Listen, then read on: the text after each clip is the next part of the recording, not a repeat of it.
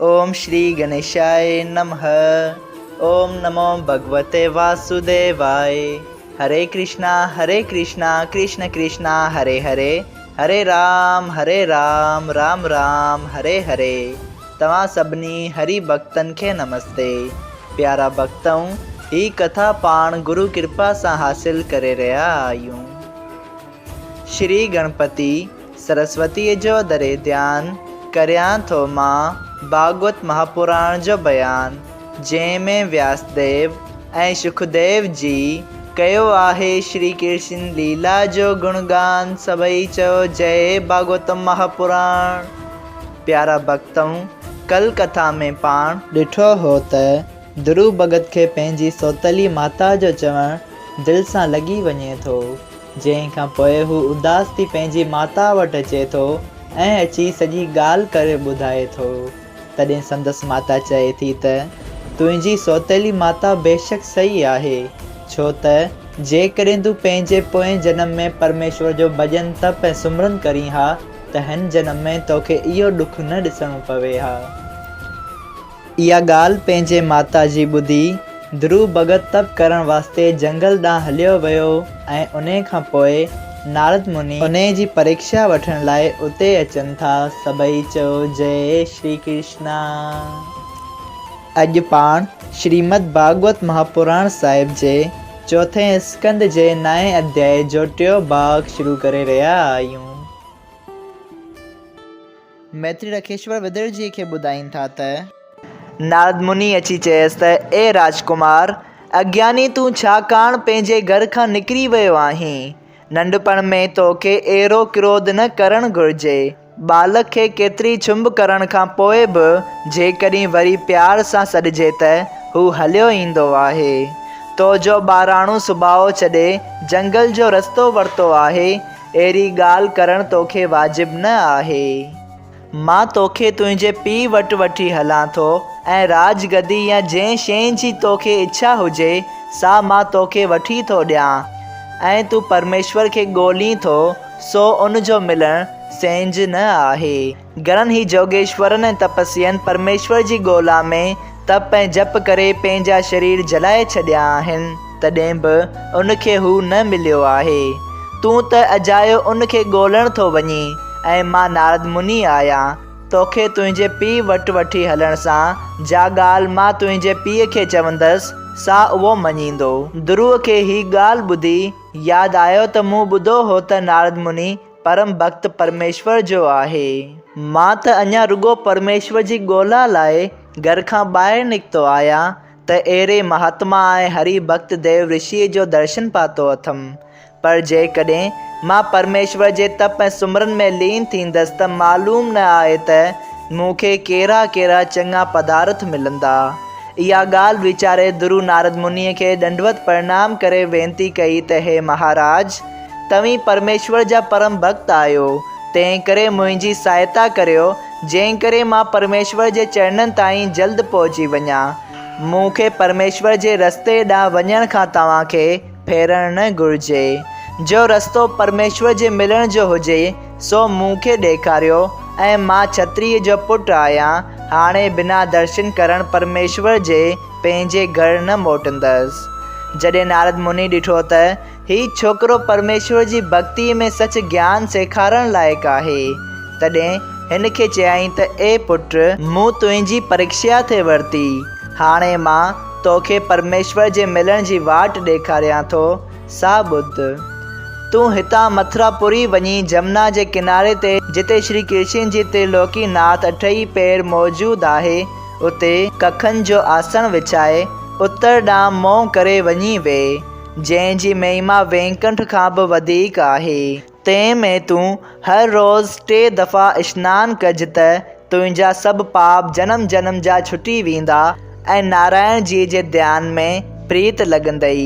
जंहिं नारायण जो स्वरूप हिन तरह आहे: श्याम रंग, कवल नैन, चतुर्भुजी, जराऊ मुकुट, मुकुरा किर्त, कुंडल पेरियल, चंद्रमा जहिड़ो सुहिणो बैजनीति माला ऐं कौस्तभ मणि गले में पेरियल, थोरो थोरो मुश्कंदर, उन स्वरूप जो तूं हर रोज़ स्नान करे आसन ते वेही ध्यानु लॻाए फल फूल या जल या धूप जेके कुझु मिले उन सां उन जो वास धूप करे 12 अखरनि जो मंत्र ओम नमो भगवते वासुदेवाय जपे भोजन घटि खाइजां ऐं पाणी बि घटि पीजां त श्री नारायण जी दयाल थी तोखे दर्शन ॾींदो ऐं तुंहिंजो मतिलबु पूरो करे तोखे वॾी पदवी ते पहुचाईंदो। छो त हिन जे भॼन करण सां हिन लोक तोरे परलोक ॿिन्ही जो सुख मिलंदो आहे। ध्रुव जी नारायण जीअ जे स्वरूप ऐं ध्यानु ऐं मंत्र जपण जी रीति नारद मुनीअ खां ॿुधी ॾाढो ख़ुशि थी चयो त हे मुनीनाथ, तव्हां वॾी दया कई आहे जो परमेश्वर जे मिलण सह जी वाट ॾेखारी अथव। हाणे मां तव्हांजी आज्ञा मूजिबि जप ऐं ध्यानु करे उमेद थो लॻायां त परमेश्वर सां मिलंदसि। ध्रुव ईअं चई नारद मुनीअ खे नमस्कार करे मथुरापुरीअ ॾांहुं हलियो वियो ऐं नारद मुनी राजा उत्तानपाद वटि वियो त छा ॾिसे त राजा ऐं ध्रुव जी माता ॿई रोवन वेठा ऐं चिंता में वेठा आहिनि त असां पंहिंजे 5 वरनि जे पुट खे जो अञा अज्ञानी हो तंहिंखे तप करण जो उपदेश ॾेई जंगल में मोकिलियो आहे, सो ख़बर न आहे त केॾांहुं हलियो वियो हूंदो, उन जी कहिड़ी हालति थी हूंदी। परमेश्वर जो मिलण त वॾनि वॾनि जोगियनि ऐं रखेश्वरनि ऐं ज्ञानियुनि लाइ बि कठिन आहे, सो हिन अज्ञान बालक खे भॻवानु कीअं मिलंदो। ऐं राजा पंहिंजी नंढी राणीअ ते कांवर जी चयो त कठोर वचन चई मुंहिंजे पुट खे बनवास ॾियारियो अथई। एतिरी में नारद जी अची पहुतो, जंहिंखे ॾिसी राजा दंडवत प्रणाम करे वॾे आदर भाव सां विहारे पुछियो त हे महाराज, ख़बर ॾियो तव्हीं हिन वक़्तु किथां था अचो। नारद मुनि चयो त मां पंहिंजो हाल पोइ ॿुधाईंदसि, अवल तव्हीं पंहिंजी ख़बर ॿुधायो जो ॾाढा उदास ऐं चिंता में था ॾिसिजो। राजा चयो त हे मुनीनाथ, मुंहिंजी नंढी राणी मुंहिंजे पुटु ध्रुव खे जो अञा अज्ञान बालक हो अहिड़ी चुबिंदड़ ॻाल्हि कई जंहिं करे हू दुखी थी ख़बर न आहे त केॾांहुं निकिरी हलियो वियो आहे। मां उन जी सोच में ॾाढो व्याकुल आहियां, ख़बर न आहे त उन बालक जी कहिड़ी हालति थी हूंदी। शींहं ऐं रिछ मारे उनखे खाई विया हूंदा।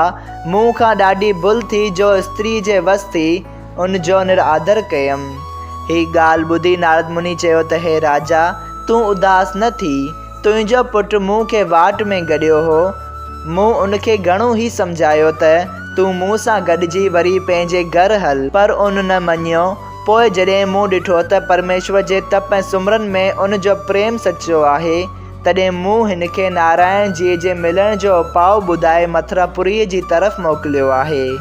हाणे उन जी तूं कुझु बि चिंता न कर, हू अहिड़ी पदवीअ खे पहुचंदो जो अॼु ताईं तुंहिंजे वॾनि मां अहिड़ी पदवी कंहिंखे बि न मिली आहे। ध्रुव नारायण जी जी शरण वरिती आहे, तंहिं करे हुनखे को बि दुख न थींदो। तो पंहिंजी अज्ञानताईअ सां स्त्रीअ जे वस थी छोकिरे जो निरादर कयो, ईअं तोखे करणु वाजिबु न हो। एतिरो चई ब्रह्मलोक ॾांहुं नारद मुनि हलिया विया। राजा खे नारद मुनीअ जे चवण ते धीरज थियो त बि संदसि मन ध्रुव ॾांहुं लॻो रहंदो हो, राजकाज में अहिड़ो ख़्यालु न ॾींदो हो। होॾां ध्रुव जी मथुरा में वञी जमुना जीअ जे किनारे ते कखनि जो आसन विछाए नारद जीअ जे उपदेश मूजिबि परमेश्वर जो तप ऐं ध्यानु करणु लॻो। पहिरियां ई हू 3 ॾींहंनि में हिकु वक़्तु भोॼन खाईंदो हो ऐं हिकिड़े महीने ताईं इहो नेम रखी वरी 7 ॾींहंनि में हिकु दफ़ो थोरो खाइणु लॻो ऐं 4थे महीने उहे पन खाइण बि छॾे ॾिनई। इहो नेम 3 महीननि ताईं रखियई। तंहिंखां पोइ वणनि जा पन खाईंदो हो, फ़क़ति हवा ते गुज़ारो करणु लॻो। 5 महीननि ताईं हिकिड़े पेड़ ते बि इहो मंत्र जपे नारायण जीअ जे स्वरूप जो ध्यानु कंदो रहियो। ध्रुव भॻत काठीअ वांगुरु सुकी वियो, पर मों संदसि सूरज वांगुरु चमकणु लॻो। 6 महीने ध्रुव जी परमेश्वर जे ध्यान में पंहिंजो वात बंदि करे अहिड़ो महू थी वियो जो संदसि अंदरि श्री श्याम सुंदर जे स्वरूप सां भरिजी साह खणण जी जाइ बि न रही। जॾहिं ध्रुव भॻत अहिड़ो तप करे पंहिंजी साह खे रोकियो, तॾहिं टिनी लोकनि में हवा जो लॻणु बंदि थी वियो। जॾहिं हवा जे न लॻण करे सभु जीव दुखी थिया, तॾहिं ब्रह्मा जी सभिनी देवताउनि समेत नारायण जी वटि वञी वेनती कई त हे त्रिलोकीनाथ, हवा बंदि थियण जो कहिड़ो सबबु आहे। श्री श्याम सुंदर चयो त ध्रुव जी पंहिंजे तप जे बल सां हवा खे बंदि कयो आहे, इन करे इहा हालत थी आहे। हाणे मां वञी ध्रुव खे दर्शन ॾेई हवा खे खोलियां थो। तव्हां पंहिंजे लोकनि ॾांहुं वञो ऐं चिंता रहित थी वञो। सभई चओ जय श्री कृष्णा। श्रीमद् भागवत महापुराण साहिब 4 स्कंद 9 अध्याय संपूर्ण थियो। अगरि तव्हां सभिनी हरि भक्तनि खे हिन कथा मां लाभ हासिल थियो हुजे त कृपया हिन कथा खे ॿियनि हरि भक्तनि सां बि शेयर कयो त उन्हनि जो बि भलो थिए ऐं तव्हांजो बि भलो थिए। सभई चओ जय सिया राम। राधे राधे।